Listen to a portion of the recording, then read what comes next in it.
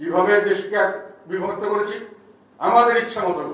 যারা বলেছেন তারা নাকি আন্দোলন করেছে, আমরা আন্দোলন করেছি, আমরাও ছিলাম, আমাদের মানুষ মারা গেছে, আমাদের মানুষ জেলে গেছে, কিন্তু ওনারা নাকি একই তারাই করেছেন, আর কেউ করে নাই।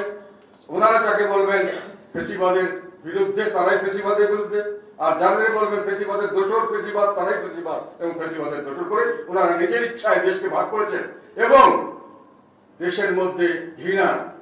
আপনি ফেসিবাদ বিরোধী, আপনি ফেসিবাদের দোষরদের উপরে ঘৃণা করেন, তাদেরকে প্রতিহিংসা নেন, তাদের বিষয়ে লেগে যান, তাদের ঘর বাড়ি জ্বালিয়ে দেন, তাদের বিল্ডিং ভেঙে দেন। এই ধরনের রাজনীতি প্রচলিত করা হচ্ছে। এই ধরনের রাজনীতিকে আমরা প্রমোট করছি সরকারিভাবে। দুর্ভাগ্যের বিষয় হলো এটাই। ফলে এই পরিস্থিতিতে যখন আইন শৃঙ্খলা নয়, যখন মানুষে এমনিতেই রাহাজানি চুরি বেড়ে যাচ্ছে, তখন আমরা রাজনৈতিকভাবে দেশে বিভক্ত করে দেশকে একটা গৃহযুদ্ধের দিকে নিয়ে যাচ্ছি। এখন দেশকে আমরা গৃহযুদ্ধে নিয়ে যে দেশকে কি ফেইল্ড স্টেট করবো, একটা ফেইল্ড স্টেট ব্যর্থ রাষ্ট্র করার পরে তারপরে আমরা কোথায় গিয়ে দাঁড়াবো, কোথায় যাবো আমরা? আমাদের বউ ছেলে সামনের দিকে আমাদের নাতি নাতি কোথায় যাবে, কোন দেশে যাবে? কিন্তু যারা দায়িত্ব দিয়ে যাদেরকে এত বছরের অপশাসনের পরে আওয়ামী লীগকে যখন আমরা সকলে মিলে দেশবাসী মিলে সকলে বের করে দিয়ে মনে করলো আমরা এবার একটা স্বস্তি পাবো, কিন্তু আমরা স্বস্তি তো পেলাম না, আমরা পেলাম অস্বস্তি। এটা দুর্ভাগ্যজনক। এবং যারা এটা নেতৃত্ব দিচ্ছেন এইসব বিষয়ে তাদের প্রতি আমি দৃষ্টি আকর্ষণ করছি।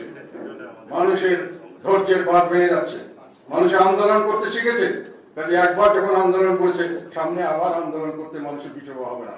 একবার যখন রক্ত দিয়েছে আবার রক্ত দিতে মানুষের পিছু হবে। এগুলো কথা আপনাদেরকে মনে রাখতে হবে। এখন আমার কথা হলো কয়েকটি প্রাসঙ্গিক বিষয়ে আমি আমার মতামত দিতে চাই আমাদের দলের পক্ষ থেকে। সেটা হলো নতুন একটি রাজনৈতিক দল তৈরি করা হচ্ছে ছাত্রদের তরফ থেকে। আমি 100 বার বলেছি এটা ভালো উদ্যোগ, আমরা একে সমর্থন জানাই, এটা আমরা ওয়েলকাম করি। নতুন তরুণ সমাজ, তরুণ তাদের বিদ্যা বুদ্ধি, তাদের স্বপ্ন নিয়ে তারা দেশে রাজনৈতিক দল করবে, সেই রাজনৈতিক দলের মাধ্যমে তারা স্বপ্ন বাস্তবায়ন করবে, এটাতে আপত্তির কিছু থাকার কথা নয়।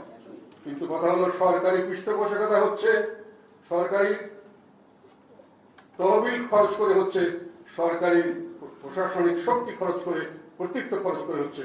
এটার অর্থ হলো এটাকে বলা হয় কিংস পার্টি হচ্ছে। এখন কিংস পার্টি কি খারাপ? না, কিংস পার্টিকে আমি খারাপ মনে করি না। কারণ বিএনপিও kings party, Jatiya party kings party. Kings party হয়ে আমাদের জন্ম হয়েছে।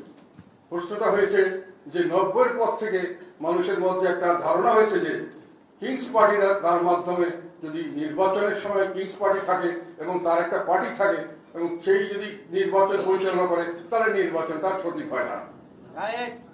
91 নির্বাচনে একটা নিরপেক্ষ সরকারের দরকার ছিল। 96 15 ফেব্রুয়ারি নির্বাচন মানুষের বর্জন করেছিল, আবার পরবর্তীকালে জুনে গিয়ে সেই নির্বাচন করেছিল নিরপেক্ষ সরকারের অধীনে।